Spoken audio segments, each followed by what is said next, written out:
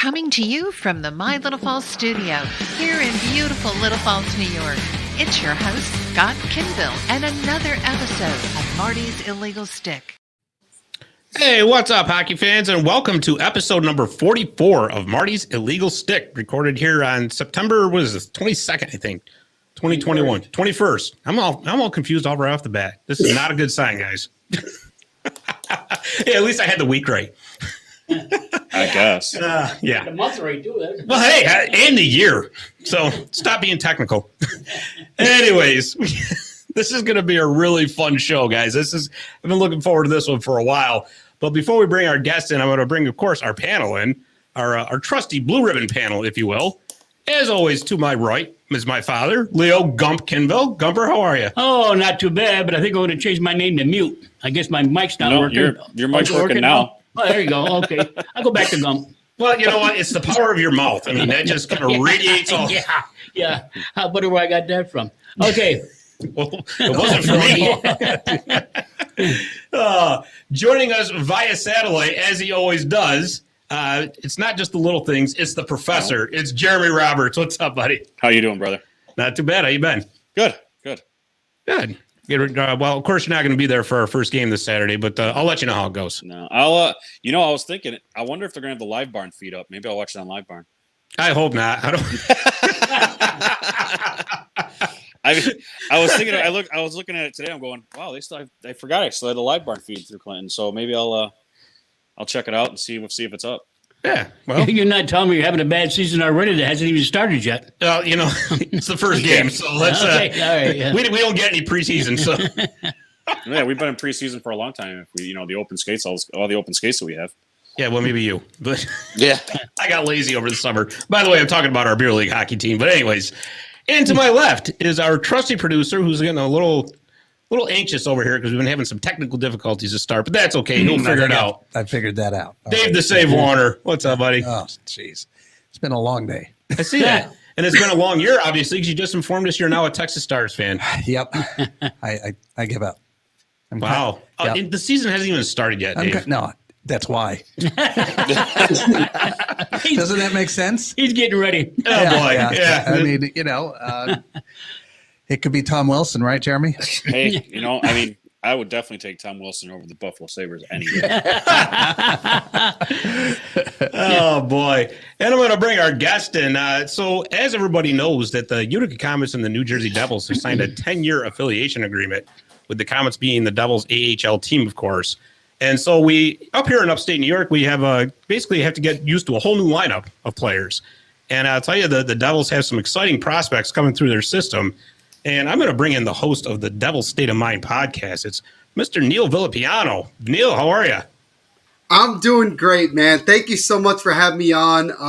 I'm really excited. The training camp starts tomorrow, and I'm just so happy that we have like a legit regular season coming up. And, you were just talking about the Utica Comets. There are a lot of young prospects, a lot of talented guys that are going to be down in that farm system developing, and Utica is going to have a very young and very exciting team. But as for me, I'm just super excited to be here and talk some Devils hockey. Well, we thank you for coming on. And I got to tell you, before we get talking about the Comets, I was looking at your bio earlier today, and you are a very busy guy. I got to tell you, I don't know how you find time to sleep, my friend, because there's a couple of interesting things that I found in here. You are a journalist broadcaster for the Proctor Junior Ducks, which is of the Eastern Hockey League. Now, up here in upstate New York, old school guys, we think of the Eastern Hockey League as like the old Clinton Comets, the Syracuse Blazers, even the old Jersey Devils. So tell us what this incarnation of the Eastern Hockey League is all about. Yeah, so, first off, I work for a team called the Protect Ducks. We play up in Somerset, New Jersey, or Somerville, which is more up north. So if you're from up in North Jersey, you kind of know that area.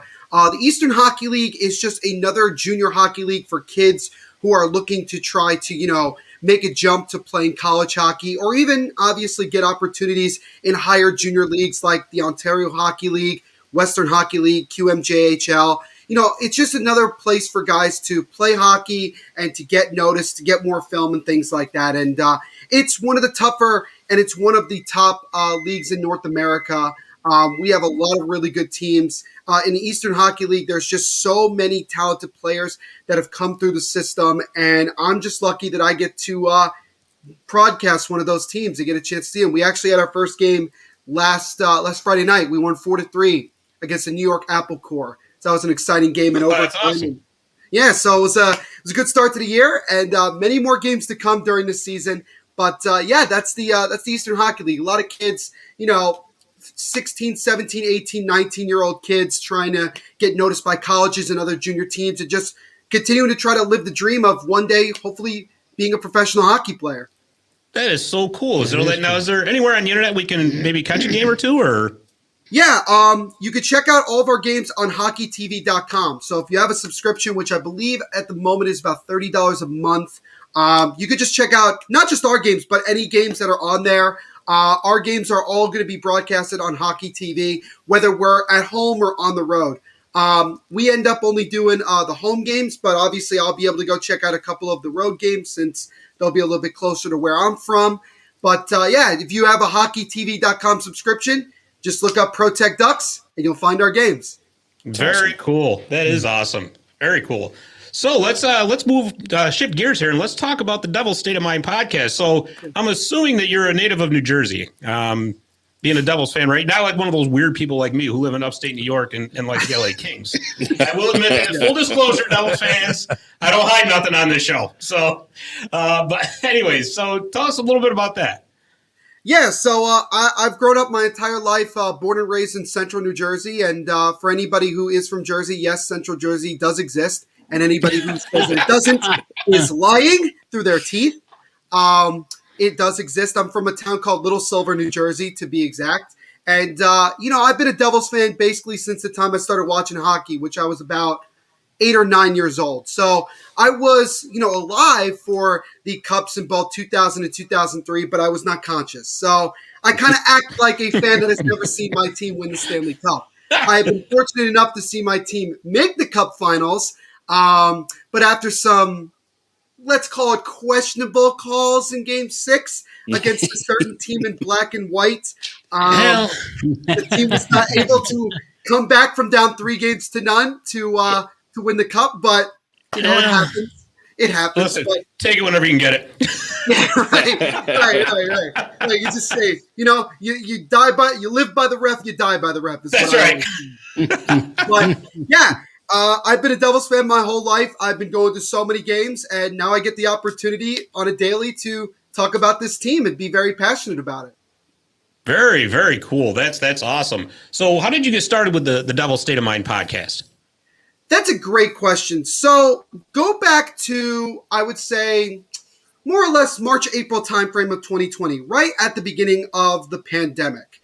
And I was just on social media a bunch. I'm on Twitter a lot. You can follow me on my personal Twitter at THENVPSHOW. And one day I was just going through Twitter and I was liking one of the podcasts that's on the Hockey Podcast Network, the Soda Pod, which covers the Minnesota Wild. Shout out to Isha Jerome, who's one of the hosts of that and actually one of the guys in charge of the Hockey Podcast Network. He reached out to me and said, hey, we really love that you're constantly replying to our tweets and being so involved. Would you like to come on and be a guest on one of our episodes? And I said, absolutely. So I came on. I was on there for about an hour or so. I talked about the Minnesota Wild. I talked about the Devils. And after that, Isha contacted me a little bit, a couple weeks later and said, hey, we're looking for a guy to host the Devils podcast. We would love to have you be a part of this network. Are you interested? And I said, hell freaking yeah. This is an opportunity that I could not pass up. And, they gave me the opportunity. And since June of 2020, I have been covering the New Jersey Devils on the Hockey Podcast Network. And I get to live the dream. And there's really nothing I complain about. I don't work a day in my life. And I've been so blessed and so fortunate to be able to be doing this for a living and meeting some really incredible people and, just talking to fans. And I think, that's the big thing that I've said to people. This podcast that I run is for the fans by a fan. I want everybody to know that this is going to be as authentic as it possibly can be. I'm going to tell you the good, the bad, The ugly, mostly ugly considering the last couple of years. But there's also some good in there, and hopefully some more good as the year progresses, especially this year. And yeah, now I'm going into my second full season and my first really full 82 games and everything season with the Hockey Podcast Network. That's incredible. That is really, and it's funny you mentioned the Minnesota Wild because a couple months ago we had Mark Mowers on, who's a scout for the Wild. Yep. And of course, the connection with the Devils being Billy Guerin, who's now their GM. It's good. It's the hockey small world. Yes. I tell people all the time, hockey is a pretty popular sport, but it's a very close-knit community. It really is. It is. Yes, it is. 100%. Yeah, no doubt about it. So like you were saying, Utica should have a very young, exciting squad this year. And again, they were with Vancouver for the past, what was it, Jeremy, 6 seasons, correct? 6 or 7? Yes, I believe they made it to their 7th. 7. Yes, actually. So anyways, so they were Vancouver's farm club, and now they're in Abbotsford, British Columbia. So obviously there's going to be some players coming over from the old Binghamton Devils of last year. But let's talk about the prospects. So we know that their first round pick this year, Luke Hughes, will not be there. Nope. That's a given. But fear not, fans, because you'll be wearing the maize and blue this year, which warms the cockles of Jeremy's heart. Let me tell you, because he's a big Michigan fan. Yeah, I'm a big Rutgers guy, so I really don't like Michigan that much. You're in for you guys are in for a hurting this week. Let me tell you. We'll see. We're not the same Rutgers that we were the last couple of years. I'll tell you that. But also, it doesn't help that my dad is a Michigan State alum. So yeah, we really don't we really don't like Michigan at all. Little brother, huh? Yeah. But no, I'm happy for Luke Hughes that he's going to Michigan. It's a great program, and he's going to be playing with also another Devils prospect, Ethan Edwards. Mm-hmm. And look, that team is going to be the favorite to win a national championship. They are stacked. They have all their guys coming back. Beniers, Owen Power. I mean, they are going to be a force to be reckoned with. But the team that I cheer for in college hockey, fun fact, is actually Michigan Tech. I don't know. I picked something random, and I became a Michigan Tech fan. Yeah, that's a good squad, too. That's a good team. They have great uniforms as well. That's the other thing that I like. But I'm excited. I mean, look, I'll obviously cheer on, I hope that Michigan wins a national championship. I can't believe I'm saying this. I hope that Michigan wins a national championship in hockey. Football is another story. They won't. Football is another story. That won't happen for a long time down the road. Yeah, football is definitely a different story. Yeah, the hockey program this year, I think, is gonna. They got a very strong chance. I mean, they have, like you said, you have so many players coming back. I mean, Strauss-Mann losing their goaltender is a little tough, but you still got Portillo coming in. Portillo played a lot of games last year. You got Ciccolini coming back. Like you mentioned, Matty Beniers, Kent Johnson, Johnny Beecher's coming. You still got Owen Power. Yeah. And Luke Hughes. He's going to learn pretty much from Owen Power playing possibly right next to him as a line mate. That's what I'm hoping for. I would like to see that at some point this season. It's going to be interesting. I'm actually going to head out to Ann Arbor this year for a game, probably when Michigan plays the dreaded Ohio. So that will be the weekend of the 26th and 27th of November. Michigan plays Niagara. So, I mean, that will be pretty much a tune-up game, I'm guessing, for the team that they have on the ice. So, I mean, it should be fun. Absolutely. And I'm also hoping that, Rutgers has started a petition to try to get into the Big Ten for hockey. I hope we get to that point. It's going to take some more time, but, hopefully we'll get there at some point. Yeah, absolutely. I mean, I always, it's so much easier to follow college hockey now than they got out of the other divisions and how they did it. Now you just follow the actual conference, and it's easier now. Yep. Oh, no doubt about it. And it makes more sense. I mean, you had, Michigan was a part of the Western Hockey Conference, and it's like, well, okay. Right. Well, why? Whose brilliant idea was that? Yeah. So, it was considered West back then, right? I mean, the fight song does have Champions of the West in it. I get it, but I don't know. The Western Hemisphere. I don't know. Oh boy. But and college hockey has just made such incredible leaps and bounds over the past couple of decades. It's absolutely incredible the level that it's risen to. But I want to go back to the Devils real quick. That you said it, Neil. They've been struggling for the past couple of years, but where there's a dark cloud, there's also a silver lining. And that silver lining comes with all these high draft picks that they've been managed to build up and to use. Yeah. And I got to tell you something, there's all kinds of talk about like the LA's farm system, the Rangers farm system. But I'm going to tell you something right now. The Devils prospect pool, that will rival anybody's. And I just don't think it gets enough credit, really, to be honest with you. Yeah, I agree. I agree. I think that people don't want to admit because, look, to be very honest with you, nobody really likes New Jersey. You got to call it like it is. They call it the armpit of America for a reason. We take that with great pride because we obviously, we really don't care. We really don't care. And so God forbid the Devils are actually good. God forbid they do something well that's better than some of the other, metropolitan cities that we're surrounded by. Being in the tri-state area is obviously difficult when you have teams like the Rangers, the Islanders, the Philadelphia Flyers, even to a lesser extent Washington, but that's a little more, further down south. But still, I've said routinely that the Devils have at least the top 5, if not top 3 farm system right now. I know, because you look at the talent and the potential that some of these guys have when you put them all together, considering also the team that we have now, which is incredibly young, even despite the moves that we made during the offseason. Yep. This is a team that is positioned, if everything goes well, to not only be like a one-year wonder, but to be like what you see with Tampa Bay right now, where they're just consistently competing for playoffs, Stanley Cups. That's what we're hoping for. And we have a lot of really talented guys that haven't even come close to making their NHL debut yet. Right. I think the Devils are actually going to be one of those teams that's going to be extremely difficult to play against this year. I really, truly believe that. And the other advantage that they have is they have so much cap space, which even now 85% of the league does not have. We have $13 million, and that's with all the signings that we made and also PK Subban still on the team.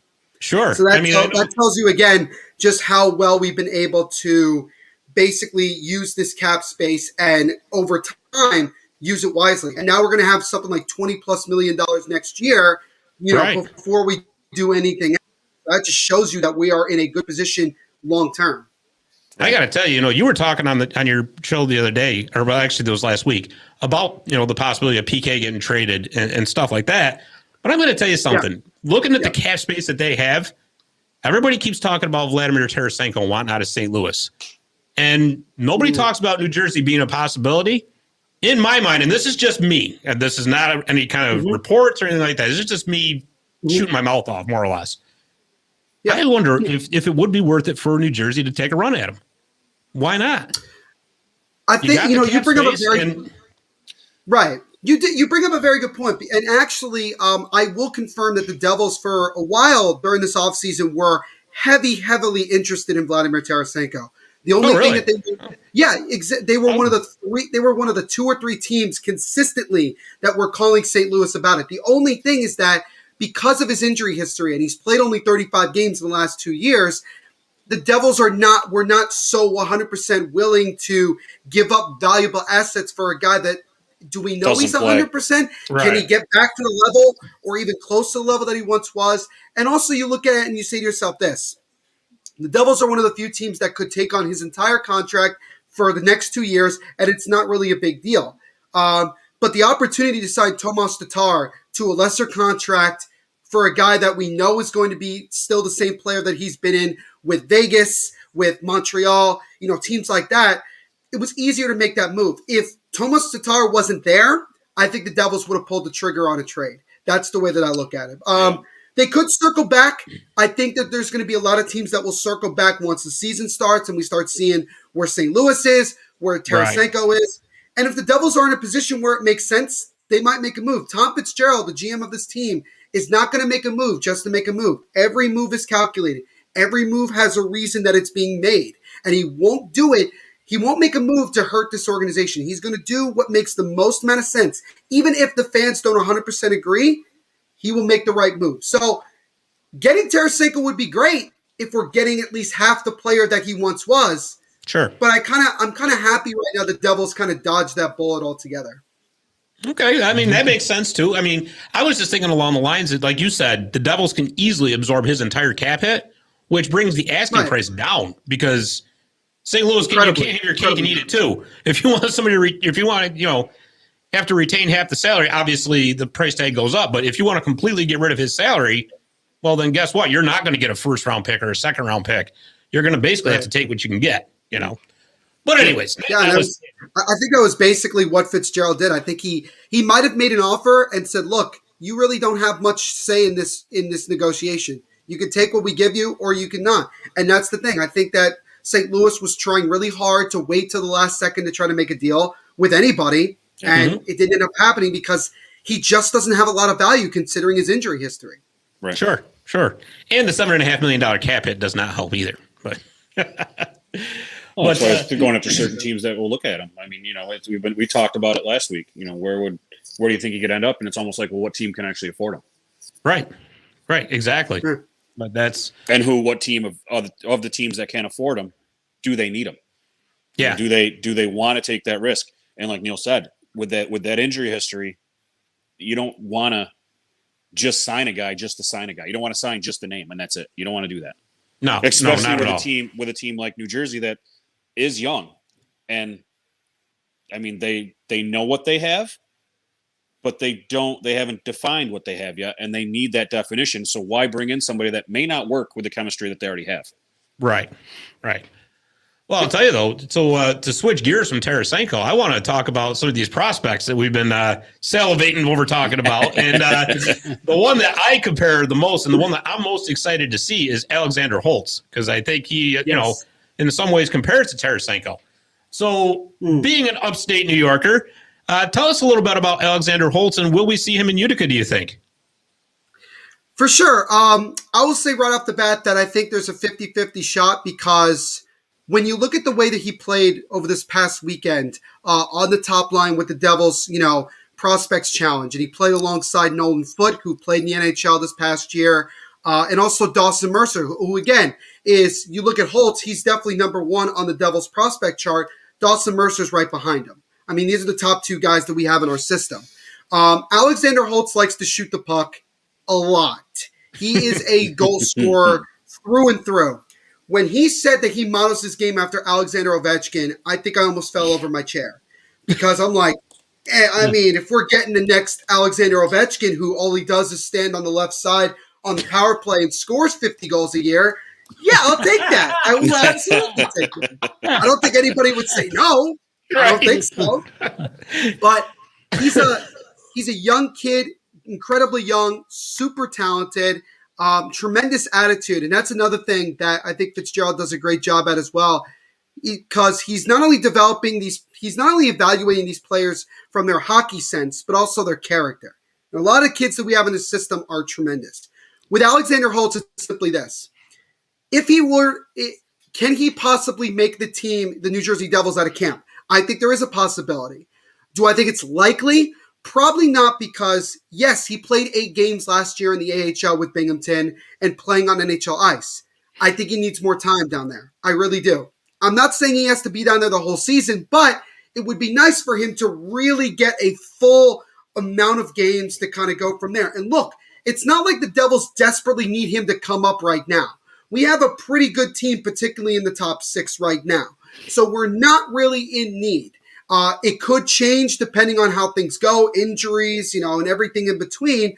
But Alexander Holtz is a guy that is going to shoot the puck and shoot it a lot, and he's hopefully going to score a lot as well. Once he gets his game going and really, really starts to develop, he's going to be one hell of a guy to watch. And him being over 6 foot, well over 200 pounds, he's a physical kid. He's ready to play in North America, and he's just raring and ready to go. And I'm super excited. And for anybody who gets a chance to go see this kid play, if he does indeed play down in Utica, watch out for number 10. He is going to be the real deal. He really is. He is a phenomenal goal scorer, physical player. He's an all-around athlete. And this is a guy that you're going to have a lot of fun watching. Very odd. You know what? It sounds funny. It sounds like the Rangers, sorry to bring it up, but sounds like the Rangers should have done that with Capo Caco. I was just going to say that. And that was the problem with Capo Caco, is that, he wasn't ready for the NHL. And you saw it his first year. I mean, last season, he was ready to a point, but he was also playing on the third line. and he was used to that first season that he had. Right. If he played down, he would have made a better transition to the NHL, I think. Well, I just think it's easier it's actually harder for Europeans to come over to North America, especially when they're that young. To adjust to the smaller ice surface and a little bit more physical of a game. Physicality, yeah. So I think that even a half a season in the AHL benefits a lot of the younger, 18, 19-year-old European players that are coming over just to get them used to that. Absolutely. Right. And look, that draft year a couple of years ago, there was no guarantee that Jack Hughes was going to go number 1 overall. There was a lot of talk about, is it Jack Hughes? Is it Kaapo Kakko? Who's it going to be? So really, when you look at it, that was one of those years where you could say, okay, there was no once-in-a-generation talent, even though Jack Hughes is still not fully yet, at the level that he's capable of being at. And the same thing with Kaapo Kakko. And the reason that I liked the moves that the Rangers made last offseason is because I said to myself, Kaapo Kakko now can drop down to the bottom 6. Mm-hmm. He has less expectations than Alexis Lafreniere, and he has favorable matchups. One of the things that I liked, and granted, the Rangers only played a few games in the bubble, Kaapo Kakko was by far the best player on the ice for the Rangers in the short time they were in the bubble. He really looked like he was taking that next step. I think now with a new coach in Gerard Gallant, who's more of a physical type of coach, I feel like he'll be able to help Kaapo Kakko take that next step. The team wants this whole organization to be more of a physical team, considering the fact that Tom Wilson single-handedly destroyed an entire franchise by himself. I still don't know how the hell he did that. There we go. Still don't know. But look, I'll just say this really quick. If you want to blame somebody for why the Rangers did what they did this past offseason, blame the Knicks. Because the Knicks were good, and because the Knicks were good, the owner, obviously, he was like, well, the Knicks are good, and there's nothing I can do. Oh, I'll just destroy the other team that I own right now. Let's focus on the Rangers. That's a brand new thing. I like that. So I mean that, and I've stuck with that this entire period since that happened. But at the end of the day, with Kaapo Kakko, really quick, to kind of wrap that point up, is just simply that he's still raw in many ways. Yeah, he's played a couple years now in the league, but he's still he still can be a very valuable player for this team. You just got to put him in favorable matchups. That's the way you got to look at it. I still think that he is not fully developed yet either. Right. All I know is I bet you he breathed a big sigh of relief when the Rangers got the number 1 pick and knew Lafreniere was coming in. He's like, oh, the pressure's off. Thank you. And you saw it. Like, you literally watched him every night when you watched him on the ice. You saw him not be so uptight anymore. You saw it. Like, you saw his warm-up, and he was just more freely moving around. He wasn't, stiff and going, all right, I have to warm up a certain way because I'm being watched. He didn't do that last year. Right. And, just because I do have to say this about Alexander Holtz, you did say that he models his game after Ovechkin. Now, if you guys do win the cup with Alexander Holtz on the team, I expect a season-long celebration out of him then. Just like Ovi. That's fair. I expect to see him diving into fountains. I really hope he comes to Utica. I would like to see this guy. If he does play in Utica, I'll have to see if I can talk to him and say, listen, Alex, just remember I said this, right? Yeah. Right. Well, his English is very good, and I will say this about Alexander Holtz: he's an incredibly mature young man. I mean, that's the thing that's really crazy about it. And I think because of the fact that he played for Djurgården, which is one of the best hockey development programs over in Sweden and also just in European hockey, it's great. And also, it doesn't hurt that he had several former Devils that were playing with him in Djurgården. One in particular, Jakob Josefsson, who was a tremendous shootout guy for the Devils for many years. He was able to tell Alexander Holtz, New Jersey's a great place to play. It's a tremendous organization. You're going to absolutely love it. And Holtz just loves the fact that he is a professional hockey player. That's his attitude. And whether he's in New Jersey or whether he's in Utica, he's going to give it 100%, and he's going to enjoy it because that's just the type of guy he is. It's awesome. Excellent. And you mentioned Dawson Mercer, and he's another guy that I wanted to talk about. So it's going to be basically the same question. Tell us a little bit about him, the chances that he plays in Utica, and I have to say you had an awesome description in your podcast when you said that he has an excellent head of lettuce. Yes, yes. I think that the Devils in general, and I think it honestly started with Jack Hughes. I think the Devils just really love the long flowing hair type of mentality. I think that you're going to, look, we got Jack Hughes doing it. Mackenzie Blackwood's got it going on. Dougie Hamilton is growing out his hair. We have a lot of guys that just want to have their hair long, and hopefully whenever we make a long run in the playoffs, everybody on the team, including Lindy Ruff, if he can still grow hair, will have a lot of hair on his side during the playoffs. But yeah, Dawson Mercer. The thing about Mercer is this, and I know I keep taking shots at the Rangers, but I can't let this one slip away either. The Rangers chose not to take him. Keep it up. Just keep it up. Yeah, I see him. You gotta go back. You have to go back to that draft. Not this year, the year before. And the Rangers, I think, had the 17th overall pick, and the Devils had the 18th overall pick. The Rangers traded up with Calgary, and I forgot who they took. I think they took a defenseman with that pick. Yeah, they took Braden Schneider, who I was really because I thought the Devils were going to try to come out of that first round with a defenseman, and Schneider was the guy at that point. And it ended up not being the case. But we took Dawson Mercer, a guy who everybody thought was a top 15 pick, that we got at 18th. And this kid in Chicoutimi, playing in the Quebec Major Junior Hockey League, was the best player, not only with his team, but the best player in that league. And he really, really did a tremendous job. And he has incredible speed, really good stick handling, tremendous playmaking ability.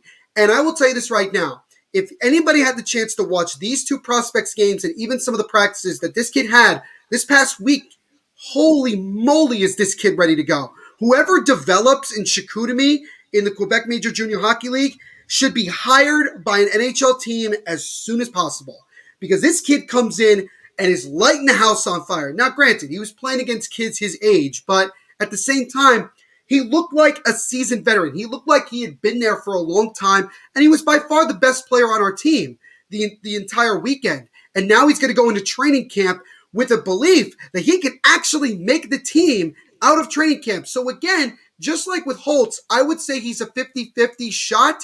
If you were to ask me, out of those two guys, who's more likely to end up in Utica, I actually would say Alexander Holtz, because Mercer is a little bit more NHL ready right now than Holtz, because again, Mercer's been playing on North American ice for many years now. And that's the one advantage that he has over Holtz. Holtz is still trying to get accustomed to the smaller rinks.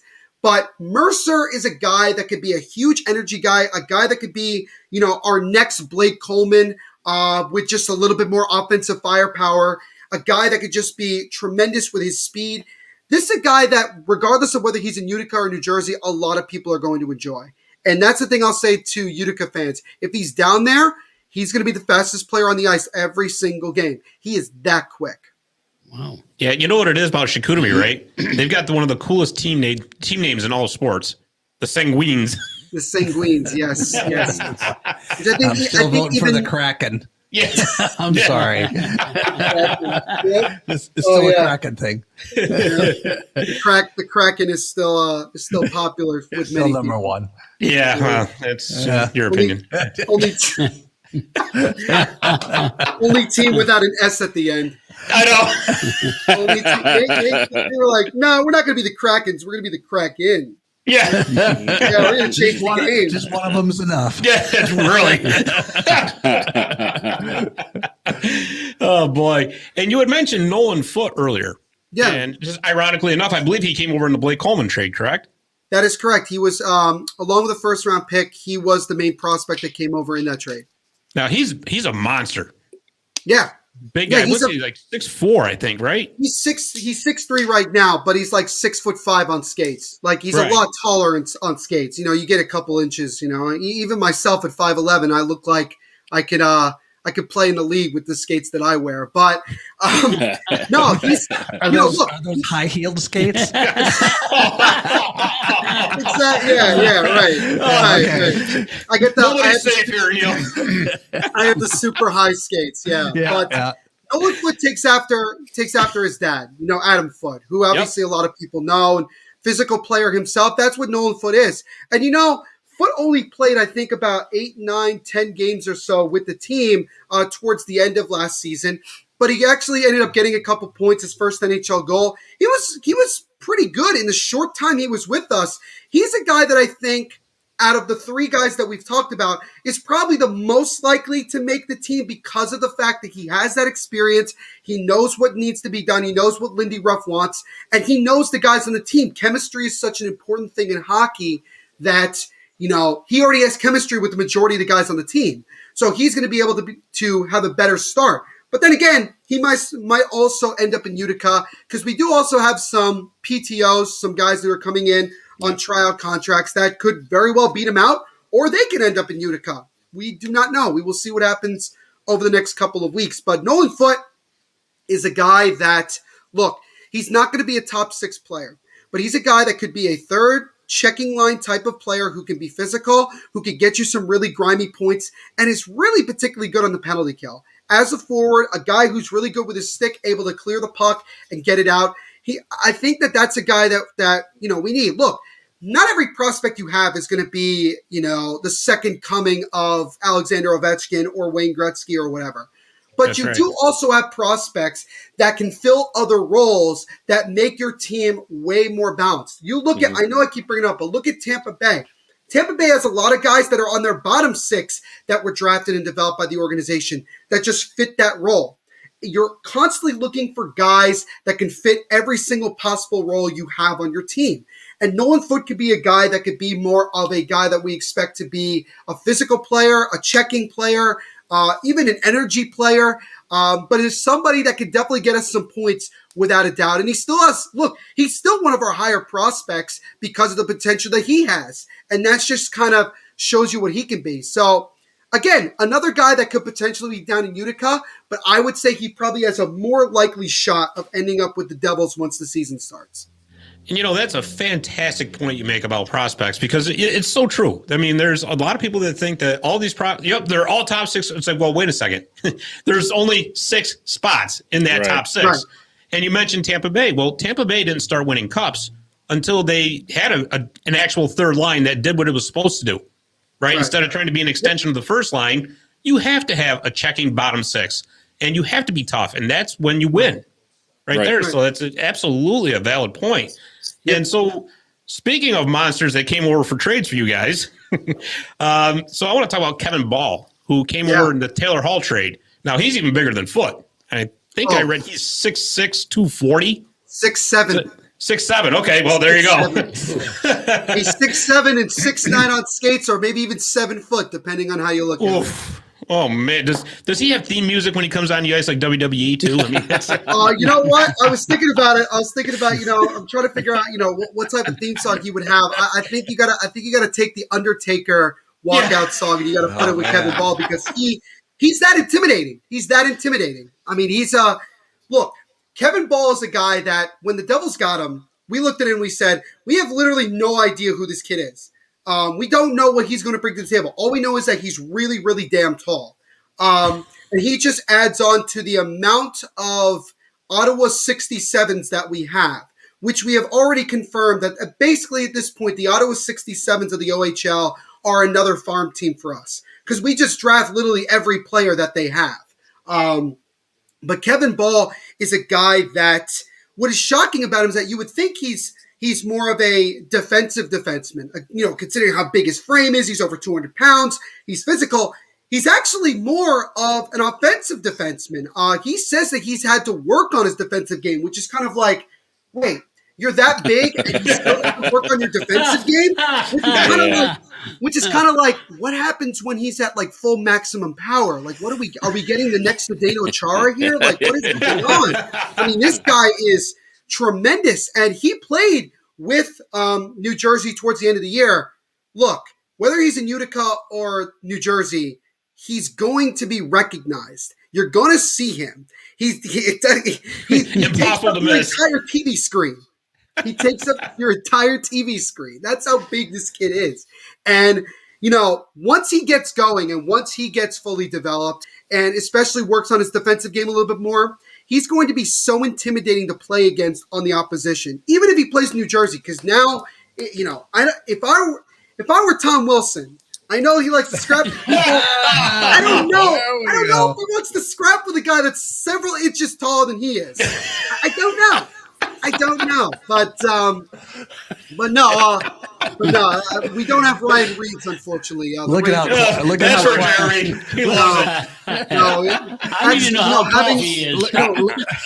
Now having Tom Wilson, Ryan Reeves, and Kevin Ball in the same division, I think this is going to be a really fun year for a lot of hockey fans in general, just with the amount of physicality. But yeah, no, Kevin Ball is a guy that you're going to see him more being an offensive guy. He has a really good wrist shot. You would think that he has a really good slap shot. I think that needs to work. That needs some more work. But I think Kevin Ball honestly needs a little bit more time down in the minors. I think because again, he was one of the handful of guys we brought up at the end of the year. We're not going to make the playoffs. Let's see what we got. Let's give them some NHL experience. Now if they have it, they know what they're lacking. They know what they need to work on. And a lot of these guys are going to be ending up playing together in Utica. And that was why this prospects tournament over the past weekend was so vital. Because a lot of these kids, I mentioned it in my previous episode, a lot of these kids are going to be playing together this upcoming season. So they're building chemistry now. So they know what they need to do moving forward. And Kevin Ball is a guy that the Devils want to handle very carefully because they know what he can fully be when everything is clicking offensively, defensively, from a physicality standpoint. He's a guy that could very well be one of your top 4 defensemen long-term, paired with guys like, Riley Walsh or Ty Smith or Dougie Hamilton. I mean, the possibility of having Kevin Ball and Dougie Hamilton on the same line together with that much height and that much weight is a very, very scary thing for the rest of the National Hockey League. But yeah, Kevin Ball is a guy that I have a lot of high hopes for, whether he's in New Jersey or not. He's going to get better. He's going to be a freak of nature. He's 6'7" plus, and he is just, I keep harping on it, but he's really damn tall. Well, if it doesn't work out for the Devils, maybe go over and play for the Knicks, right? That's a good point. Or the Nets. Or the Nets. Yeah, exactly, right? The Nets have half their team is guys who are 6'7" and taller, so he would fit right in with the rest of the team. Right.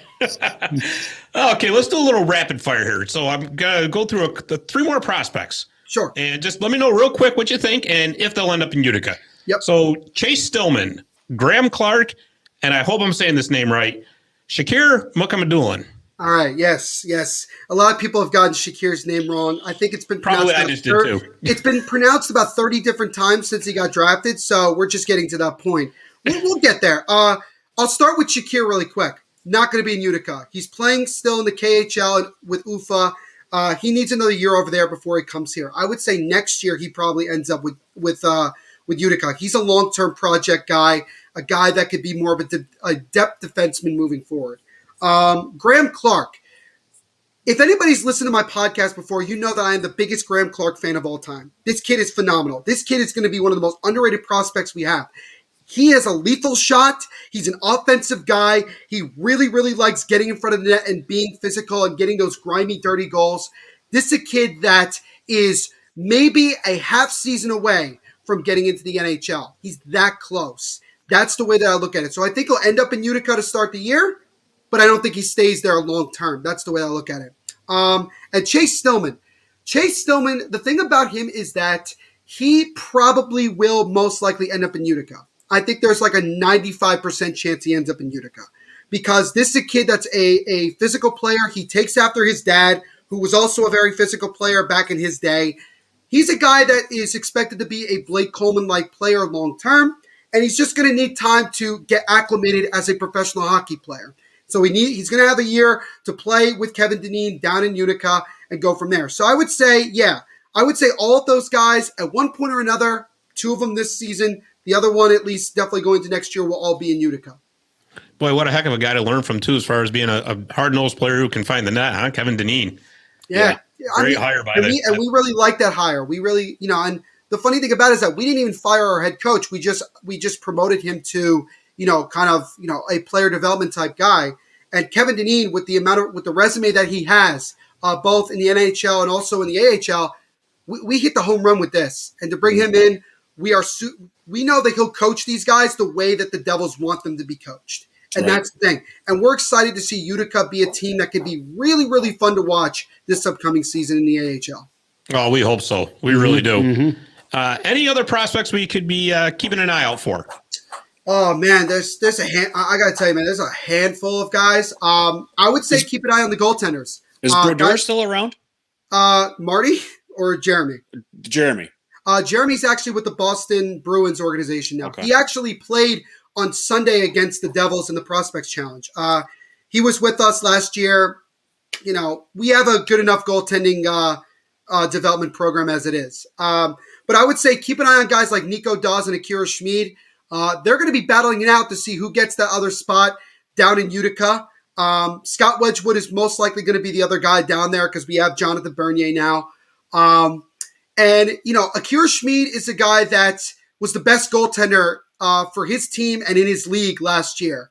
I believe he played in the I forgot the name. I forgot the league that he played in. But he was really, really good last year. A guy that's ready to take that next step as a professional. Nico Dawes, top North American goaltender in his draft class. Also, we really like guys with the name Nico since we have several now. We couldn't pass up. He says his name is Nicholas, but people call him Nico, so we just kind of stick with that. I would say keep an eye on one of those two, depending on which one of them plays in Utica and which one plays with the Adirondack Thunder in the ECHL. Because one of those guys is going to be that future young goaltender to tandem with Mackenzie Blackwood moving forward. So I would say keep an eye on the goaltenders. Merrick Mittens as well is a guy that I think is an underrated player that he's not really necessarily a prospect on this team, but he's a guy that could very well, you know, raise some eyebrows with the way he finished last year and the potential that he could very well have. You know, I'll tell you, if we weren't excited for Comets hockey before, now we got to hit fast forward and get this season started. I got to tell you. Yeah. Oh, yeah. So I'm going to put you on the spot here, just, you know, because that's what friends do, right? Of course. So preseason prediction. Yeah. Who's going to be in the Stanley Cup Final? Oh, that's a good question.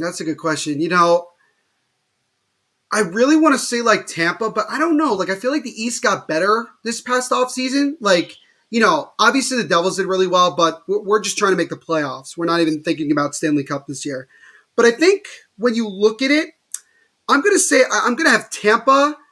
Actually, I'm going to change my mind. I'm going to have the Toronto Maple Leafs. Yes, I think they will get past the first round. Yep. I think this is that year. Yes, I have Toronto against You know what? I'm going to throw out another curveball. I think Calgary makes it. So I'm going with Toronto and Calgary. That's my prediction. Battle of Canada right there, huh? Yeah, well, you know, look, here's the thing about Toronto. I'll just say this really quickly. Yeah, Toronto can't get out of the first round. We all know that. They're a running joke, and we know that this all or nothing documentary is going to be hilarious to watch. I know I'm going to watch it. Yeah. And also, I do have a book coming out about the Really? Toronto Maple Leafs in a couple weeks. I'll shout that out on my social when it comes out. It'll be on Amazon, so in case you want to read it. What's it called? It's called From Maple Leafs to Maple Laughs. Just basically talks about the history. Oh, boy. Yeah, everybody likes that. Oh, Everybody boy. likes that. It'll basically talk about the painful history of the Toronto Maple Leafs, which is fun because there's a lot to talk about. There is a lot to talk about. But I think that Toronto, the way that they handled this offseason, they got grittier. They got more physical with guys like Nick Ritchie and Andre Kasha, you know, coming in. They did what Tampa Bay did 2 years ago. They said, okay, we tried winning with finesse. It didn't work. Now let's go with it this way. It worked for Tampa. I think it will work for Toronto. And I think Jack Campbell is going to take another step towards really being a legit NHL goaltender. And I think that there's so much motivation from the Toronto Maple Leafs to get to the final and win the cup that I think they're going to make sure that nothing this time around prevents them from getting it done. I think that this is going to be that year. And as far as Calgary is concerned, I know that Calgary is a team that I think more people would say, well, they should get rid of this core because this core for the last 5, 6, 7 years has just not gotten it done. This is actually a way more talented Flames team than I think a lot of people give them credit for. The only question mark is obviously their goaltending. I think that's really the big thing. But you still have Tkachuk. you still have Gaudreau. You brought in Blake Coleman, which is an absolutely phenomenal move by the Calgary Flames. You have a really solid bottom six. I think that Calgary could surprise some people moving forward. I think that that's a team that could be sneaky good in that division and in the playoffs. And I think that, look, it's all about getting hot at the right time. And that's kind of the way I look at it. And this is my way too early prediction. As you know, it's a preseason prediction. I'm going to be totally wrong.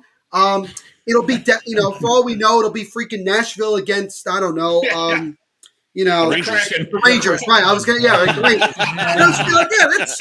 We totally saw that coming at the beginning of the year, without a doubt. Or you know what? It might be the Seattle Kraken. They might pull a Vegas Golden Knight and get to the finals in the first year. We don't know. But yeah, I have a hunch about Calgary in particular. I don't know. I just feel like adding Blake Coleman just elevates that team, even though I think that their defense is still suspect and their goaltending is still suspect. But again, hockey is a magical, unpredictable sport, like I always say. You never know what can happen. Any team can get hot at the right time. And once you got the juju going, especially in the playoffs, there's nothing you can do to stop it. There's absolutely nothing you can do. And that's my hot take for this episode. Well, I'll tell you, Calgary's got Daryl Sutter coaching them.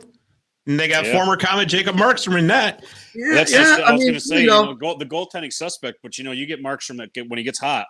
Yeah, he gets hot. He gets very hot. Markstrom plays we saw him here this in Utica. Year, it was crazy. If Markstrom plays this year like he played in the bubble, right, he's going to be a top 5 goaltender this year. He's going to be that good. Like he was that good. And I think last year, because of the pandemic, look, none of us really count last season as like an actual season. It was just kind of like thrown together at the last minute. Okay, 52 games, let's do it. This is a legit season. We can watch games. We could go to games. We can evaluate players. We're going to see it. And then you got the Olympics as well, which I think is a big factor that I don't think a lot of people are talking about. The All-Star game is back. We have outdoor games. There's all these factors that can lead to how do teams get ready for when they make the playoffs and, how they play in the playoffs and how tired these guys are, knowing that they've had to try to condition themselves again to play a full 82-game season. Right, exactly. Also, with COVID still being a factor as well, I think you got to remember that. Sure. And I'll tell you, in regards to that Toronto pick, I, for one, actually believe this is going to be kind of a transition year in the Eastern Conference. I really do. Because I think you're going to start seeing the traditional powers start slipping a little bit. I think you're going to see Washington slip a little bit. I think you're going to see Pittsburgh slip a little bit. And I know every time I say this, they always prove me wrong. But how much longer can Boston keep going with that current lineup? Yeah. Especially with Krejci gone. That's going to be bigger than people think. Oh, yeah. Because losing your second line center hurts. And it's just like with Chara. Once you start losing that core, it starts to fall apart. Look, I mean, this is going to sound biased because I'm a Devils fan, but you look at the Devils and you look at the Rangers and even the Flyers to a lesser extent, they're kind of the teams that are more on the rise, so to speak. And the traditional teams that we've seen, Pittsburgh, Washington, teams like that, they're starting to get way, way older and starting to decline. And that's kind of where you're seeing it. So I totally see where you're going with that, where it's about, the passing of the torch, so to speak, in the Eastern Conference.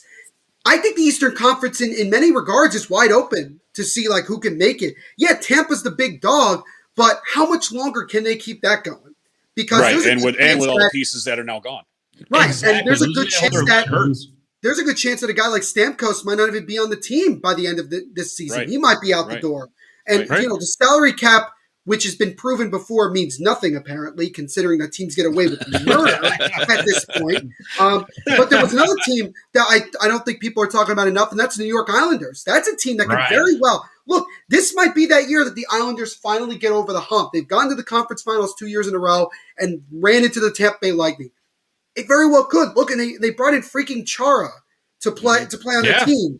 They have one of the more interesting goaltending tandems in Varlamov and Sorokin, the White Whale. I mean, they're a good team. And look, not to be biased or anything, but they do like, there is a lot of New Jersey Devils involved with the New York Islanders. I mean, hell, even Jacques right at the top. Start with right at the top, Moulin Morale. And look, Jacques Lemaire is working with this team. I don't think people even know that. Jacques Lemaire is actually I think he's like a coach of some sort with this team. So, I mean, they have Kyle Palmieri. They have Andy Green. They did have Zajac before he retired yesterday. They're a team that is going to play the way the Devils won Stanley Cups back in the 90s and early 2000s. And you know what? If they get their offense rolling, Anders Lee coming back, Matt Barzal taking another step, that's going to be a really, really tough, annoying team to face, especially once they get into playoffs. Because if they're getting into low-scoring games, the Islanders usually win 9 times out of 10. Do. I'm getting agitated now just thinking about it. They're my pick to come out of the Eastern Conference. I think the Rangers are more built for teams like that, considering the moves that they made during this offseason, but they still have a lot of offense. They got a lot of stuff they got to do. I mean, they're not they're young. I mean, they just need that. I don't know. They don't need the pieces are there. I think that now they just got to mature, I guess, or mold it together and put it together. Mature's a good word. I think mature might be the word to go with it because I mean they're young. I mean, yeah, sure, you got Kreider, Zibanejad, Panarin. Everybody knows that, but you can't. You got a lot of young guys. What do you do with all these young guys that are just like, okay, we're here. What do we do? And you gotta make Zibanejad the captain. I think that's the only other thing you gotta do. You gotta make a captain this year. They have to make a captain. How many years has it been now? 6? 7 years where they've just had no captain at all. Well, did you guys see that Panarin said that he doesn't want to be the captain? Well, that tells you a lot. Yeah, flat out said it. Look, Patrick Elias didn't want to be the captain after Scott Stevens retired. So, not everybody feels comfortable being the captain. Right. I understand that. Not everybody's ready for that moment. Do I think that naming Nico Hischier the captain at such a young age was a good idea? I would have given it another year or two, honestly. But sometimes they just want to grow into that role. And if they're willing to accept the responsibilities that come with it, then you got to do it. And I think with a guy like Zibanejad, he's been there long enough. He's a professional. And he's arguably your best player overall on that team. It's either got to be him or Kreider. It's got to be him or Kreider. Kreider's definitely another possibility as well. Those two are the longest tenured Rangers right now. Yep. So I mean, if you just want to give them the longest tenured role, but I mean, as a leader standpoint, I mean, everybody follows those two in step anyway. Mm-hmm. Those two are the last two off the ice all the time. Those two are always together all the time. They're coaching up the young kids all the time, and they're going back and forth talking to the defense and the goalie. And they're those two are the captains. You can't have two. You got to pick one. Amen to that. The interesting factor about Zibanejad is, don't forget, he is unrestricted free agency after. So.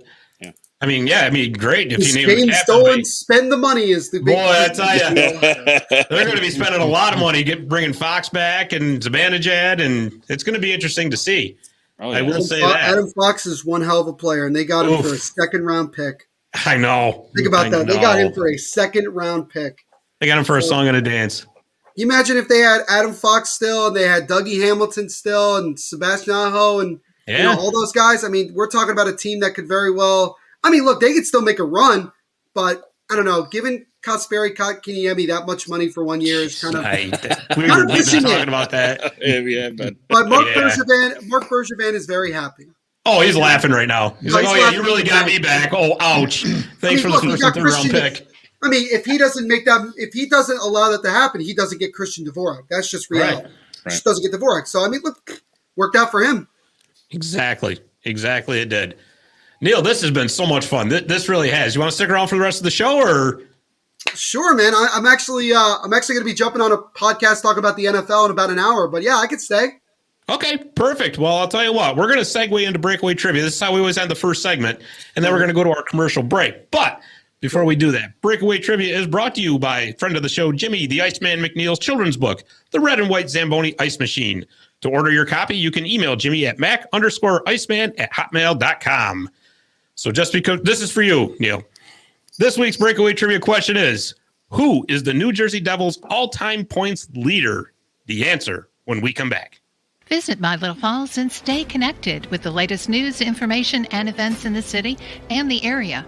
Our mission is to generate interest in the community and connect residents in a more meaningful way by facilitating deeper conversations about how these stories will shape the future of the Mohawk Valley. Join thousands of weekly visitors who stay up to date with feature stories, interviews, videos, our event calendar, and print publication, the Mohawk Valley Express.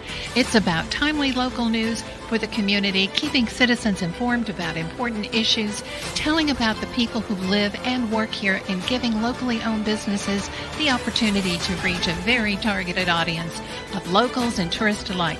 It's a whole new form of media-rich content developed specifically for today's mobile lifestyle and listeners. You can download our iOS app in the iTunes Store, listen to our country music streaming radio station, or sign up for a weekly newsletter. Stop by today at mybutterfalls.com. You'll be glad you did.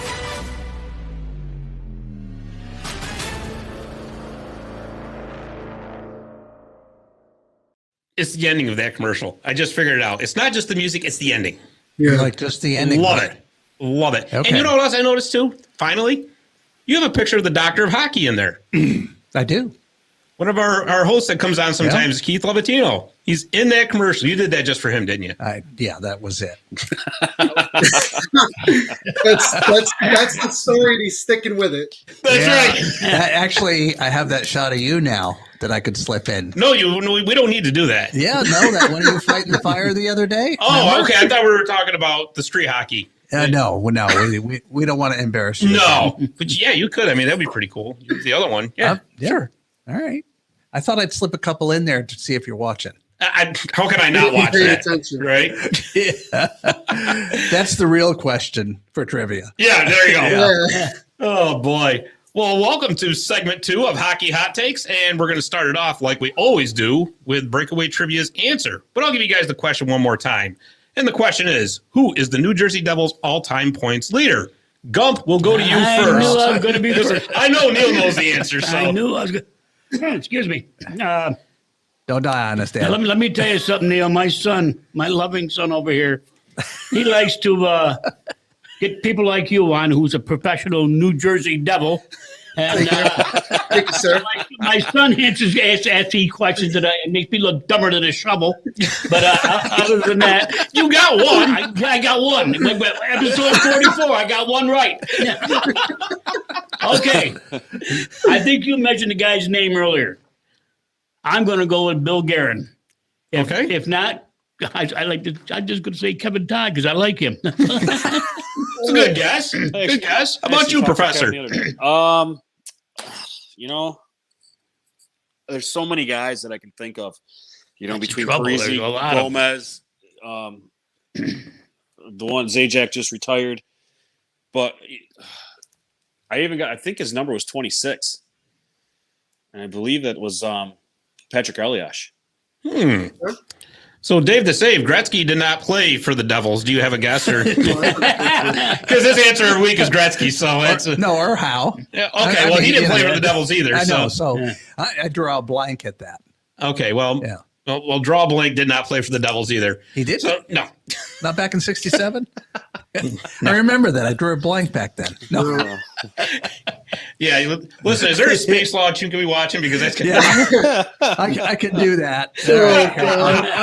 I'm going offline. Let's get back to that. That's SpaceX Boca Chica. I'm off. Oh boy, Neil, what do you think? Not only do I know the answer, I know exactly how many points as well. Oh, boy. I told you. The answer is exactly Patrick Eliash with 1,025 points, all with the New Jersey Devils. Yeah, A future Hockey Hall of Famer himself. I'll tell you. I could not believe it, and just how far ahead he is of everybody on the list too. You didn't realize it. I don't know how many points. I didn't know how many points he have, but He's almost 300 points in front of the second guy, which I don't even know the second guy, actually. That's a good question.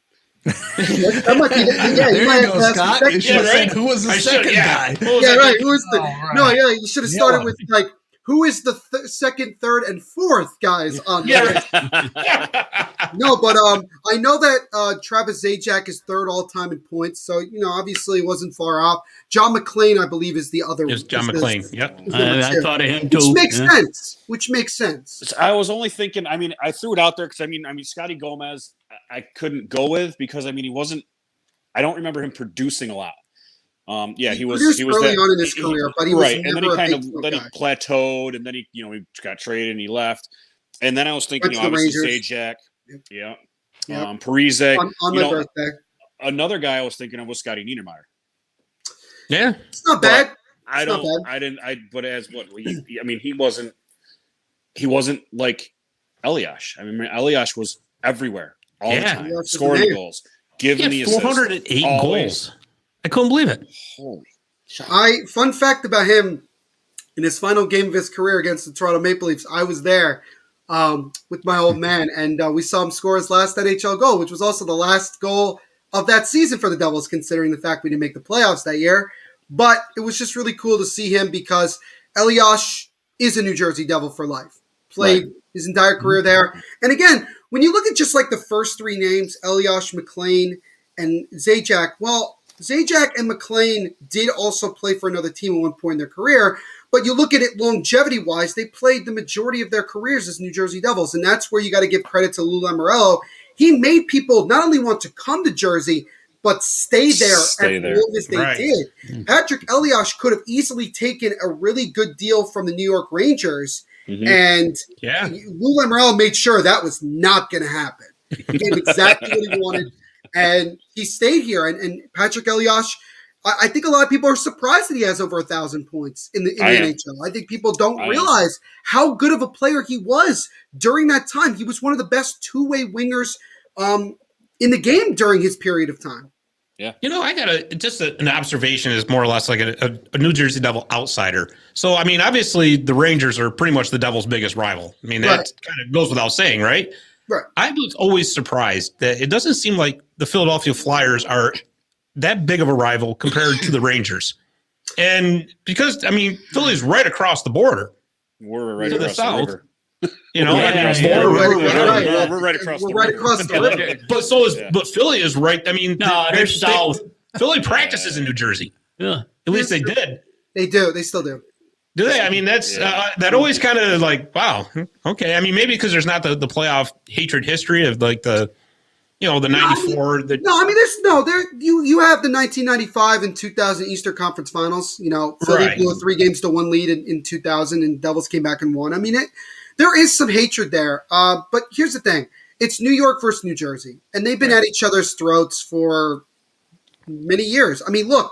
It really kind of started in sports, really. It really started when the Giants left Yankee Stadium and moved to the Meadowlands. That's when it started that disdain for that. Then the Jets did the same thing years later, and that was that whole thing.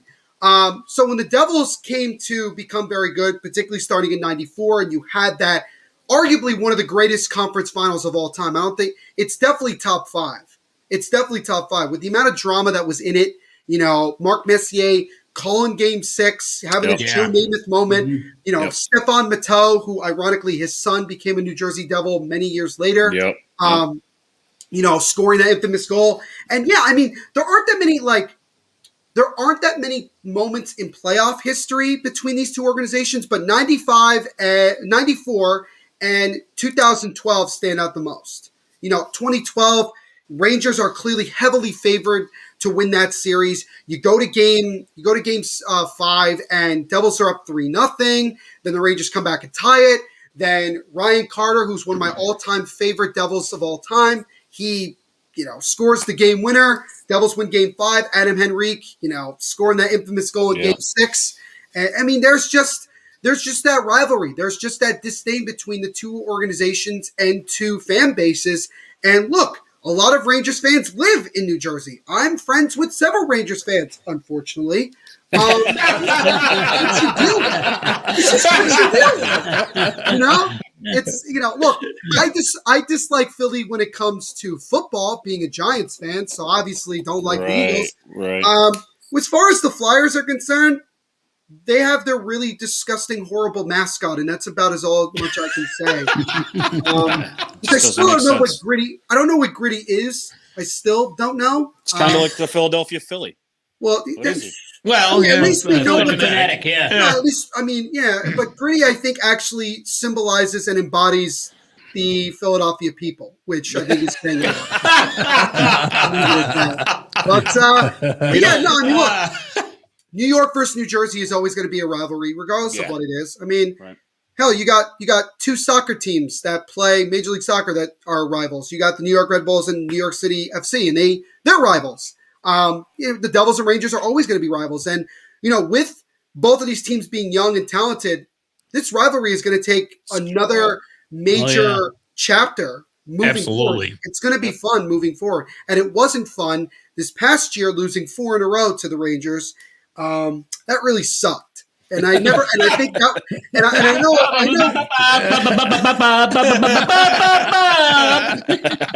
know you guys will get pleasure out of this. And I remember when I did my episode right after the 4th game, I said that this might be the lowest point of my life as a Devils fan, losing 4 in a row to the Rangers, and not only losing, but getting destroyed for 4 straight games. It was just awful. It was absolutely awful. Yep. Well, you know what? We didn't ask Neil. So one of the local pros that are still here now that's actually coaching in the local area, Tim Cestido. What did you like him as a player for the Devils? He was okay. I mean, he was there. He was there. Yeah, I mean, look, guys like him, guys like Cam Jansen, who is going to be who's a great guy. They're going to be fan favorites of Devils fans because they embody being from New Jersey. They are physical players that love to fight and don't take no for an answer. And look, you Rangers fans can agree with this. 2012, you go back to that fight to start the game. You have line back. You had the entire line brawl to start the game. Yep. That's really what Devils fans love. That was all the Devils. They literally sent out their roster and their line sheet in last. That was by design. That was all the Devils. Well, that was it. That was Pete DeBoer trying to say that he was not going to allow the Rangers to allow the Devils to be bullied by the Rangers. Right. And that's where the dislike between Pete DeBoer and John Tortorella, who still despise each other to this very day, that's where it comes from. So I always thought it would have been fun if John Tortorella, when he was available, I remember how much Devils fans actually were hoping that he would come to New Jersey because he was kind of that same type of attitude mentality of, we're going to play this way and we don't really care, who you are. But the Devils and Rangers have always had a really healthy, authentic rivalry. And look, it's usually the fans that I don't like. The players I like. I'm a big fan of a lot of players within the Rangers. Look, I was a fan of Henrik Lundqvist. I just didn't understand why people said he was the king of New York. Last time I checked, Derek Jeter had 5 rings, and Lundqvist didn't even play in a Cup Final until 2014. So he didn't win. It was, and he didn't even win, and he almost got swept. Trust me, I know all about how sore of a subject that is. Believe me. Yeah, I know. Scott over there, he likes to have the fact that he's going to go to the box. Right. He's going to go to the box. Exactly. He has the pleasure of pissing off both franchises. You got that over us, but. No, it's a great Utica. Look, it's a great rivalry. It's one of the best in the NHL. I know it might not be agreeable nowadays, considering there just isn't a whole lot. But I promise you that when these two teams really get going and they're both really at the top, there's going to be dislike between both teams. It's going to get to that point, especially when you're playing them 6 times a year. Right. Yeah, but that's what's going to make it. This is going to be something to watch. Absolutely. I can't wait until, like you said, in a couple years, this is going to be dynamite. I like how your dad also is wearing a Cardinals hat, and I'm a Pirates fan, so that's just oh, boy. It's a good thing you're coming to us via satellite, I guess, right? I was going to say. When did you say you were coming to Utica? I'll bring you some Pirates gear the next. You look up funny walking down the street with them hanging out your backside. Well, you know what? You guys are going to make the playoffs, and the Pirates are lucky that they're not as bad as the Orioles. So we got that. Yeah. I think that we can all agree on. So, anyways, happy birthday to Guy Lafleur. The legendary Hall of Famer and disco superfan turns 70 on Monday, September 20th. I can't believe he's 70 already. He's 70 years old. Jesus. Man, almost. I thought he was like in his early 60s. No, he's a kid, right? Yeah, he's just compared to you, yes, he is. But I'm glad you said you couldn't believe he was that young. See, listen, made me feel good. I aim to please. Yeah. What can I tell you? Once a show. Yeah, right. Yeah. Yeah, right. Yeah. I'm just trying to bribe him to keep that hockey footage off the air. That's all. Oh, here we go. It's at my fingertip. You know That's that. well, we'll just keep it there too. All right. He's gonna pull the trigger any second now. He is too. Yeah. And he's sneaky about it too. Yeah. That's the thing. You know I've got dirt on him, right? Yeah. Yeah. The I mean, video look. ninja over here, you know. Yeah. I only played hockey when I was in high school, and I gave up 14 goals a game, so I really have I don't have much to talk about either. Oh, see, I don't feel bad now. Whoa. So there you go. Let's feel better. Yeah. I did win one game, so I have that. I do have that. I think at that pace I could have scored 14 a minute on you. Let's not get carried away over here, okay? The Zdeno Chara train rolls on. The New York Islanders have signed the 44-year-old defenseman to a one-year contract. This will be Chara's 24th season in the NHL, and he began his career in 1997 with the Islanders. I mean, I guess good for him getting, another crack at playing in the NHL. I mean, for one more season, I should say. I can't see him being much more than a 7th, 6th defenseman. Maybe rotate in and out with Andy Green or something like that to try to maybe manage minutes. Did they? I mean, with the Rangers signing Reeves, did they want somebody deep? Maybe to go they out still there, got Ross Johnston, right? Maybe to protect. I mean, yeah, but still, I mean, you still got Reeves out there that maybe you just put this sizable force on the ice and say, hey, stop hitting our guys, because that's what Reeves was signed for. Yeah, but the thing is, though, I don't know. I think Reeves was basically signed for the Capitals. I think that's why they brought him in. Well, absolutely. I don't think you're going to see Ryan Reeves play every game for the Rangers. No. I can see him being a healthy scratch. No, when they play the Capitals, he'll definitely be. Oh, yeah. He'll be on the first line. Yeah, right. He'll be first line. Yeah, first line. All right, your job is to keep Wilson away from us. Your job. You see 43 in white. Yeah, you know what to do. Yeah. And I'll tell you. And look, he has an advantage because guess what? Who's the Rangers' new head coach now? Gerard Gallant. So this was all by design. Oh, absolutely. All by design. Absolutely. When I said that Wilson broke a franchise, I really meant that. I'm not the only one saying it either. He really did. I've never seen a franchise hit the panic button more than the Rangers. They didn't have to do half of the things they gave Barclay Goodrow a crap load of money for 6 years. Yeah, which is kind of confusing to me. I get it; it's only $3 million per year, but still. But it's the term that surprised me. That was it. It was the term.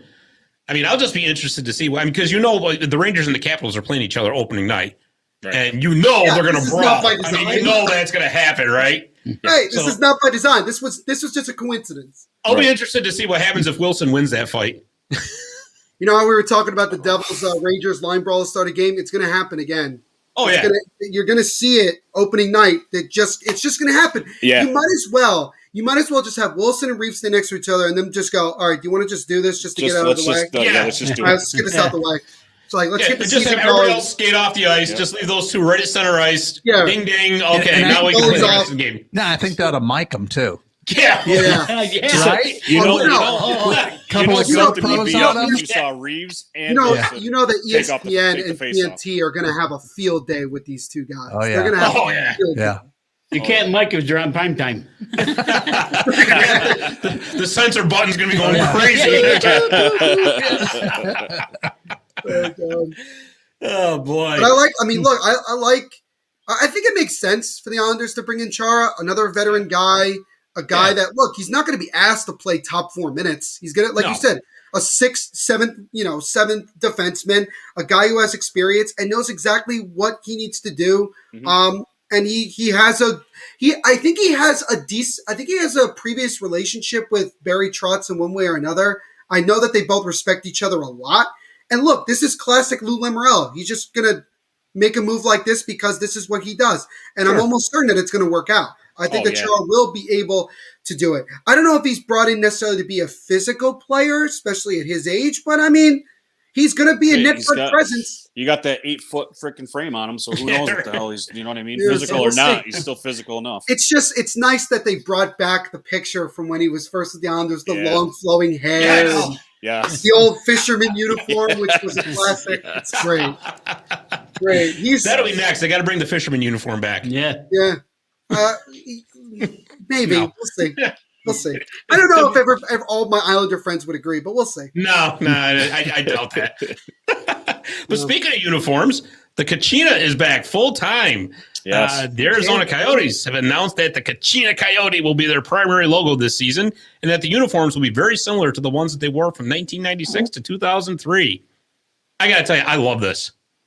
I always thought those were like classic uniforms, and that they should never get rid of them. Never.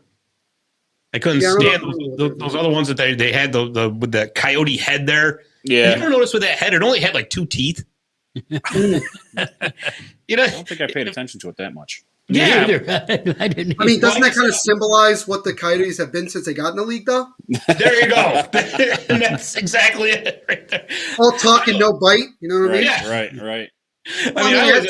Hey, look, they almost came back against the Kings in 2012. We nearly had a Devils Coyotes Stanley Cup, which would have been the least watched Cup final ever. Nobody would have watched that. No. People would have been saying Arizona has a hockey team. Yeah. What's going on? Why are they here? How did they get here? Hockey team? What is this? Some kind of video game challenge? What is this? Oh, goodness. No, I just love that logo. I mean, I guess it's, I don't understand too much about, the reason it's shaped it's got that weird like eye and all that. I don't know if it's supposed to be a peyote trip or something. I don't know, but some heritage thing, I believe, isn't it? Is that what it is? I believe so. I don't know. It's still pretty cool though. I mean, it's too bad that they won't be wearing those for much longer, considering the fact that they may not have a team. I know. This year, so. I know. I'll tell you, we were just talking about it, but they're talking about building that arena in Tempe. Mm-hmm. I saw the design for it. It looks nice. Yeah. And where's the money coming from? Where are you getting the money from? Arizona has already said they're not giving you more money. They're not going to. So I don't know what they're looking for here, but I've said it before, guys. If there's any possibility that the Nordiques come back, it's going to be at the hands of the Coyotes. They're either going to stay in Arizona or they're moving to Quebec. I'm telling you right now, that's the only way Quebec gets a team. But do you think that the league would want to unbalance the conferences again? Because they just got it balanced with bringing Seattle in 16 in the West, 16 in the East. They may not have a choice because, again, we don't know what's going to happen after this year with the Coyotes. Yeah, right? It's true. And it's not like that they have a lot of time to figure this out either. Right. That's the way you got to look at it. So, I mean, look, the uniforms are great. I'm glad they brought the Kachina back. It's one of the most underrated, most beloved uniforms in the history of hockey, and it's great, and I'm excited to see it. And once I saw from teams, putting out preseason schedules, you saw that the main logo they used when they talk about the Coyotes was the Kachina logo. I said, there's no way. They're bringing this back. Are they bringing it back full time now? Are we getting a full thing? And look, I mean, a guy like, you look at what the Coyotes did this offseason with a lot of new faces and a holy hell amount of draft picks. Geez, they might as well not leave the podium at the draft. No, they might as well just stay there. Yeah, they might as well just stay there. They're like the OKC Thunder of the NHL. They just have they just determine the future for the next 3 years. That is great. Oh boy. All right, and just a quick announcement on our end. Marty's at LegalStick.com is now featuring hockey articles. We are expanding the site more and more, and we will be having our first contest in a couple weeks, so stay tuned. That's going to be a lot of fun, too. So, but anyways. Was that all your news and notes there, Scotty? What's that? Was that all your news and notes you had around the league? Yeah. Well, we have some breaking news. Oh, yeah? What just came through? The Minnesota Wild just announced they re-signed Kirill Kaprizov to a 5-year, $45 million deal. Really? Wow. They just announced it maybe 10 minutes ago. Breaking news. Yeah, my phone's over there. But you know what, though? That's actually a good deal for both sides, I think. Because it gives them a little term. I think Kirill won. So. Yeah, I think so. And I'm surprised. This is Minnesota. I mean, granted, Minnesota gave 2 massive contracts to Zach Parise and the other name escapes me. Brian Suter. Yeah, Suter many years ago. So, I mean, they're not afraid to spend money. And look, Minnesota's a sneaky good team. They are. Yeah, they are. Young. They have talent. And, I mean, they have Jesper Wallstedt, who they drafted. And I will tell you guys right now, he will be a top 5 goalie in the next 5 years because he's that good. I'm a big proponent of goaltenders. This kid is unreal. And don't forget about Marco Rossi. And you got Marco Rossi, who, Yeah. thank goodness, he survived COVID. That was a pretty scary situation for him. They say he looks stronger than ever now. There you go. So, yeah, no, getting Kaprizov, that was an important deal that had to be done. Yeah, And I don't think they had any choice but to give in, But I think they wanted to get him longer term. I think they wanted 7 or 8 years. So I can 5 understand years. why Kaprizov wanted only like 5 years. Sure. Because he's like, hey, in 5 years, we may be a team that doesn't have enough money to afford to keep everybody together. Exactly. And he wants to keep his options open because he's a talented player, and he knows that with obviously the new TV deal and the salary cap's going to get, higher in the next 3 years, it makes sense. He's going to get a higher contract if he's able to keep up this level of play over the next couple of years. Mm-hmm. Absolutely. And you know what? He's worth every penny, if you ask me. And it's not like a Jack Eichel deal either, where it's like, they're stuck with him. He has a pretty reasonable deal at 5 years, $45 million. Absolutely. Absolutely. I think so. And I one of my friends just said to me, like, he's a big basketball guy. He's like, $45 million for 5 years. That's like not that much. And I'm like, it's the hockey. NHL is not the NBA. A max contract in the NHL is like $10 million, which doesn't seem like a lot, but in the NHL, it's a lot of money. Sure. Absolutely. Absolutely. But I like the move. I think Billy Guerin has done well as the GM so far. I do too. Tenure. I really do. And I think he's got that team headed in the right direction. Much to the chagrin of the rest of the Western Conference. I'm not wild about their Winter Classic uniform. I feel like it could have been a little better. Yeah. And then St. Louis just decided to make us all happy by putting out something that they've kind of had similar in years past, but I don't know. Yeah. But I'll tell you, I wish they would just go back to the old Minnesota North Stars uniforms and be done with it. I love those uniforms. I can't help it. I think they should just rebrand to the North Stars in general and just let's just move forward. Just tell Dallas this is what we're doing, and I don't care if you got the trademark or not. Oh, well, we're going to end this segment with Website of the Week. Website of the Week is brought to you by 315hockey.com. 315hockey.com is your news hub for all levels of hockey in Central New York. This week's Website of the Week is coolIceImages.com. You go on this site, there's all kinds of hockey prints. This guy, he prints them or, draws them, paints them, whatever. Yep. You can buy them. And it's for that hockey fan that's got everything. And you just order one of those and problem solved.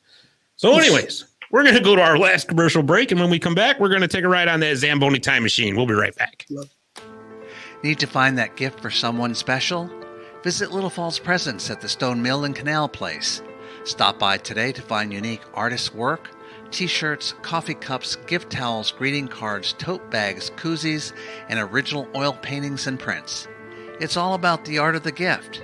For more information, visit mylittleFalls.com/shop or call 315-508-5310 for details. And we're back with segment 3 of Marty's Illegal Stick, the Zamboni Time Machine. The Zamboni Time Machine is brought to you by Zamboni.com, and the Zamboni name is used with permission from the Zamboni Company. This week, the Zamboni Time Machine takes us back to January 22nd, 1987, the infamous New Jersey Blizzard game. The Calgary Flames and the New Jersey Devils were scheduled to have a game in the Devils' home rink of the Meadowlands Arena on January 22nd, 1987. Yep. What was supposed to be a normal run-of-the-mill mid-season game nearly didn't happen because of a huge snowstorm that hit the New York City area the day of the game. Snow fell at a rate of 3 inches per hour, bringing everything in the heavily populated tri-state region to a standstill. Over 2 feet of snow fell in a very short period of time, casting doubt as to whether or not the game would be played. The league, however, decided that the show must go on. The visiting Flames were the least affected by the storm, as their hotel was on the edge of the arena parking lot. For the home team Devils, it was a different story, as most lived several miles from the Meadowlands Arena and had to figure out how to get there. The start of the game was delayed by a couple of hours, but eventually enough Devils players arrived to play the game. Forward Peter McNabb would leave his car on the side of the road and walk a couple miles to the arena for the rest of the way in. His keys would be brought to a staff member by a state trooper. Despite the travel hardships, the Devils beat the Flames that night 7-5. 334 fans braved the elements to attend the game, setting the NHL record for the lowest attended game in modern history. Despite the dubious record, the Devils organized the 334 Club and honored those fans for their dedication with souvenirs, free tickets, and a dinner. And that, my friends, concludes this week's trip on the Zamboni Time Machine. That's awesome. It is. And, I tell you, I mean, it's like I say, that's a dubious record because, I mean, who could – they're lucky they got 334 there with that kind of a storm, Especially in that area. I was going to say, down there, they're not prepared for that type of snow down there. No. I mean, Neil, you know that. You hear snowstorm and you're going, uh-oh. What are we getting? Us, we're like 2 feet. It's here. We're like 3-4 feet. Yeah, we're good. Yeah, you guys up there, it's like, it's a typical Monday. Yeah, that's exactly what it is. No big deal. Yeah. Yeah, no, for living in New Jersey, you get basically every type of weather. So you get, during everything, you get, hot weather, cold weather, snow, rain, sleet, hail, everything. That story is obviously a fascinating one because, again, you just think about the fact that there were still people that were able to get to the game. Right. Absolutely. And the fact that the players on the Devils were able to get enough of the players to get to the arena to play this game as well. I really don't know what the NHL was thinking by deciding, you know what, let's still have the game. But the fact that the Devils were still able to go out and win that game is a phenomenal thing. And look, all those people that were there, they have a special place in Devils history. They have their own fan club. Most of them still have their cards that they've shown. It's a really cool thing, and I'm glad that we have that type of moment. Yeah, absolutely, absolutely. That's Neil, definitely history right there. This has been so much fun, and I can't thank you enough for not only coming on but sticking around and talking with us. This has been, like I said, too much fun. So tell us, where can we catch your podcast? So you can check out the Devil's State of Mind podcast wherever you listen to podcasts. Just search Devil's State of Mind or the Hockey Podcast Network. And look, if you're a fan of any team or just a fan of hockey, go check out all the podcasts that we have on the network. We have a podcast for literally every single team. And we also have other podcasts as well that just talk about things like, this day in hockey history and other things like that. We have just so much hockey content that you really just you can never get enough. You can never get enough. But you can check me out. We post new episodes on the podcast every Monday and Thursday. So I'll have a new episode previewing training camp and kind of the storylines with that. And you can follow us on Twitter at Devil State, on Instagram at Devil State of Mind, and also like us on Facebook as well. Awesome. Very awesome. We'll have to definitely. I knew you were on Twitter. Now I got to check it out on Facebook. So see how precise he was with that. I tell you. Thank you. You get an I know. I might have to hire him to do that for me. Jeremy, should I do it, Jeremy? Oh, yeah. Do it. I'm here. You might as well do it. All right, here we go.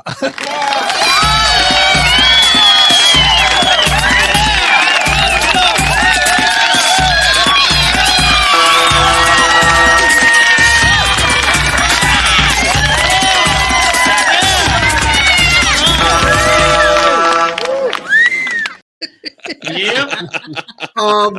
But you'd be happy to know I was wearing a Stone Pony shirt, if you notice. As a former goalie, I will say that your glove hand was a little bit too close to your chest there. Gotta bring it out a little bit. I mean, I was able to play left wing in our beer league. Fair enough. But no, it was pretty good. I wish I had the video, but I actually did a contest with a couple of Devils players who are currently on the team, and I had to play goalie. And I was actually able to make a couple of saves against an NHL player right in front of Martin Brodeur. So that was nice. a fun experience for me, making a couple glove saves, which told me two things. One, I could still probably play. And two, we need to get better defensemen on our team because this is not really working out that I'm making 8 out of 10. But thank you guys so much for having me on today. This has been so much fun. I've been smiling and laughing since I got on. This has been a blast.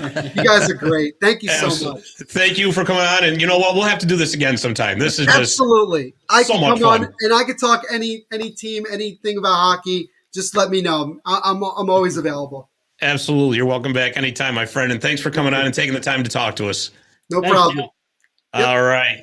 Well, thank you so much to Neil Villapiano. We really appreciate it from the Devil's State of Mind podcast. And that's going to conclude our show. You can find us on martysillegalstick.com and also on Facebook and Twitter at Marty's Legal Stick Hockey Podcast and on YouTube and all major podcast platforms under My Little Falls. So for Gump, for Neil, for the Professor, and for Dave the Save, I'm Scott Kinville. Thanks for listening, and we'll see you next week.